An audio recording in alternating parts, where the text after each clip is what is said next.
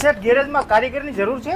હા, કારીગરની જરૂર છે, પણ પેલા ક્યાં કામ કરતા હતા? કામ તો મોટા મોટા ગેરેજમાં કરતો હતો ને 36 નંબરનો કારીગર છું, ગમે એને પૂછી લેવું. કાંઈ વાંધો નહીં, 5000 પગાર આપીશ, કામે લાગી જાવ. 5000 એ નો થાય, 36 નંબરનો કારીગર છું.